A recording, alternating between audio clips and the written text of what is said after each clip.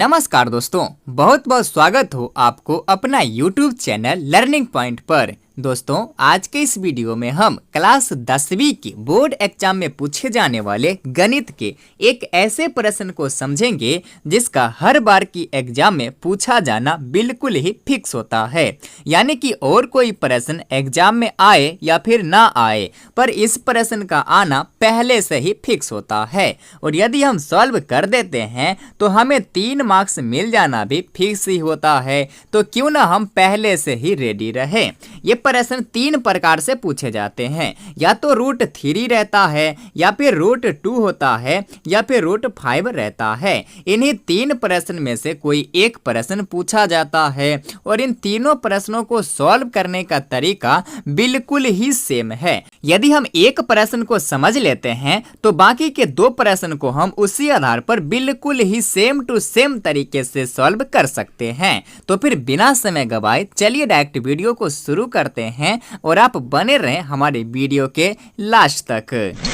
सबसे पहले दोस्तों, इस प्रकार के प्रश्नों को सॉल्व कैसे किया जाता है ये समझिए। ये प्रश्न इस प्रकार से पूछा जाता है कि सिद्ध कीजिए कि √3 एक अपरिमेय संख्या है। यहीं पर √2 आ जाता है तो पूछा जाता है कि सिद्ध कीजिए कि √2 एक अपरिमेय संख्या है, या फिर √5 पूछा जाता है तो प्रश्न रहता है कि सिद्ध कीजिए कि √5 एक अपरिमेय संख्या है। यदि हम सिर्फ √3 एक अपरिमेय संख्या है इसे प्रूव करना सीख लेते हैं तो बाकी के ये 3 प्रश्न क्या इस प्रकार से हजारों प्रश्न आए तो आप बहुत ही आसानी से सॉल्व कर सकते हो। देखिए, यहाँ प्रश्न कहता है कि सिद्ध कीजिए कि √3 एक अपरिमेय संख्या है। अब इस प्रकार के प्रश्नों को सॉल्व करने के लिए हमें उल्टा मान लेना पड़ता है। यानी कि यहाँ प्रश्न कहता है कि सिद्ध कीजिए कि √3 एक अपरिमेय संख्या है। कौन सी संख्या है? तो अपरिमेय संख्या है। तो हमें मानना पड़ेगा कि √3 एक परिमेय संख्या है।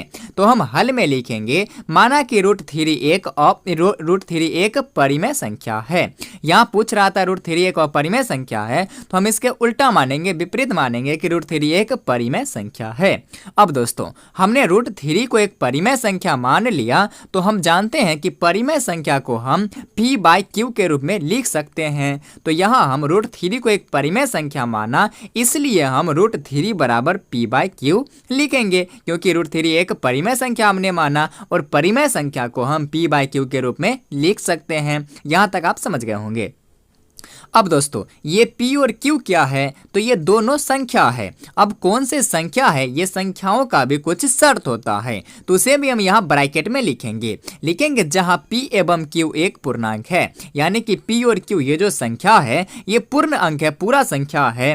q ≠ 0 और नीचे जो q है यानी कि नीचे का जो हर संख्या है ये 0 के बराबर नहीं होना चाहिए, क्योंकि 0 भी एक पूर्णांक संख्या है। यदि हम p और q एक पूर्णांक संख्या लिखें तो नीचे 0 भी शामिल हो सकता है। तो हम इसका भी डिसीजन लिखेंगे कि q इज नॉट = 0। नीचे का जो q है ये 0 के बराबर नहीं होना चाहिए। ऊपर का हो सकता है पर नीचे का नहीं होना चाहिए।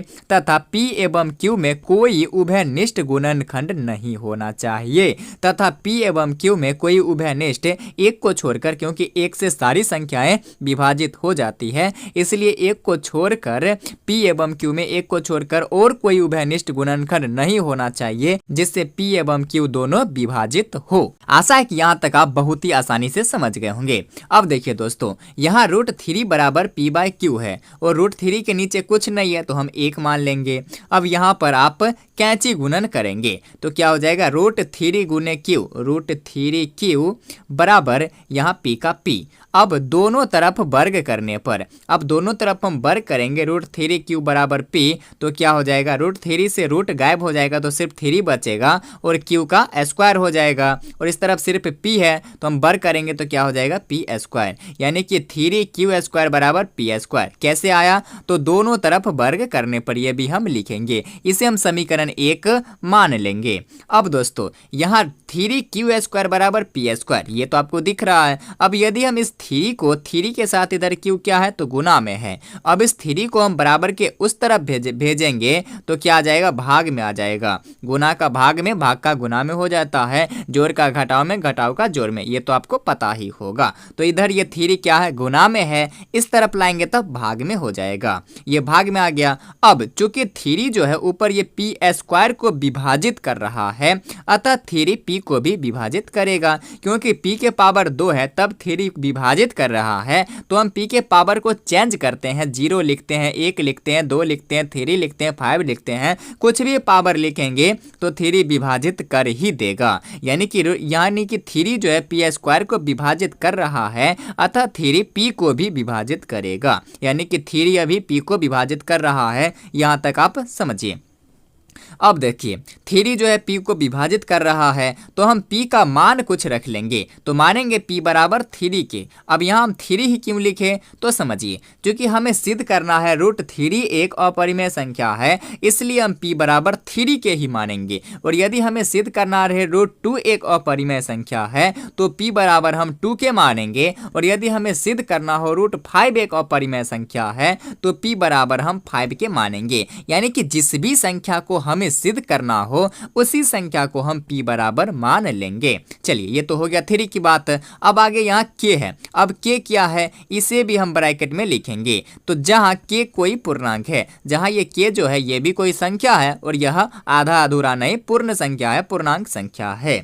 अब समीकरण 1 से, समीकरण 1 क्या है तो ये है थ्री क्यू स्क्वायर बराबर पी स्क्वायर, ये समीकरण 1 है। अब इस समीकरण में हम p का मान रखेंगे, p का मान क्या है 3k, और समीकरण क्या है थ्री क्यू स्क्वायर बराबर पी स्क्वायर। देखिए अब समीकरण 1 को, चलिए समीकरण 1 क्या, थ्री क्यू स्क्वायर बराबर पी स्क्वायर, और p का हमने मान क्या रखा है तो 3k। अब थ्री क्यू स्क्वायर बराबर, अब 3k का हम वर्ग करेंगे तो 3 तिया 9 और k का k स्क्वायर। अब क्यू स्क्वायर बराबर 9 का 9k स्क्वायर, ये थ्री इधर गुना में है, इस तरफ लाएंगे बराबर के तो भाग में। यानी कि अब थ्री इस 9 को विभाजित करेगा तो क्या हो जाएगा 3 तिया 9, क्यू स्क्वायर बराबर अब ये थ्री और k स्क्वायर का k स्क्वायर।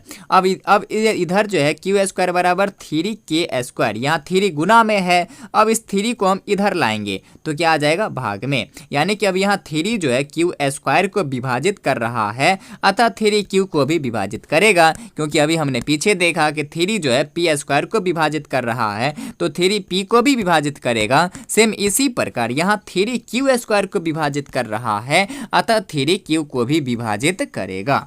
अब इस प्रकार पी और क्यू में एक उभयनिष्ठ गुणनखंड थ्री है, यह हमारी मान्यता के विपरीत है। जैसे अभी हमने माना यहाँ कि जहाँ रूट थ्री बराबर पी बाई क्यू, जहाँ पी एवं क्यू में कोई उभयनिष्ठ गुणनखंड नहीं हो, एक के अलावा और कोई ऐसी संख्या ना हो जिससे पी और क्यू दोनों विभाजित हो। लेकिन यहाँ हमने क्या देख रहा है कि अतः थ्री पी को भी विभाजित करेगा, और यहाँ हम देख रहे हैं कि अतः थ्री जो है क्यू को भी विभाजित करेगा। यानी कि थ्री एक ऐसा उभयनिष्ठ गुणनखंड आ रहा है जो पी और क्यू दोनों को विभाजित कर रहा है। तो यह तो हमारी मान्यता के विपरीत है। ये परिमेय संख्या तब होता जब पी और क्यू को कोई उभयनिष्ठ गुणनखंड नहीं होता, पी और क्यू को विभाजित करने वाला कोई भी संख्या नहीं होता, तब रूट थ्री एक क्या होता परिमेय संख्या होता। लेकिन पी और क्यू को विभाजित करने वाला एक संख्या है जो थ्री है, अतः यह रूट थ्री क्या है एक परिमेय संख्या नहीं होगा। तो लिखेंगे अतः रूट थ्री एक परिमेय संख्या नहीं है। क्यों नहीं है? क्योंकि थ्री जो है पी और क्यू दोनों को विभाजित कर रहा है, दोनों का एक उभयनिष्ठ गुणनखंड बन गया, अतः रूट थ्री एक परिमेय संख्या नहीं है। जब परिमेय संख्या नहीं है तो कौन सी संख्या होगा? तो यह एक अपरिमेय संख्या है। और साथ में हम प्रूफ लिख देंगे, चेक करने वाला चेक करेगा और साथ में 3 नंबर हमें देकर जाएगा। इस प्रकार से हम रूट थ्री हो, रूट 5 हो, रूट 7 हो, कोई सी भी परिमेय संख्या हो, कोई सा भी अपरिमेय संख्या सिद्ध करने का राय हमें सिद्ध कर सकते हैं। तो दोस्तों ये था हमारा आज का वीडियो। बाकी ये वीडियो आपको कैसी लगी अपनी राय जरूर कमेंट करें, और यदि वीडियो अच्छी लगी हो तो प्लीज चैनल को सब्सक्राइब जरूर करें ताकि ऐसे ही और वीडियो सबसे पहले आप तक पहुंचे। तब तक के लिए धन्यवाद।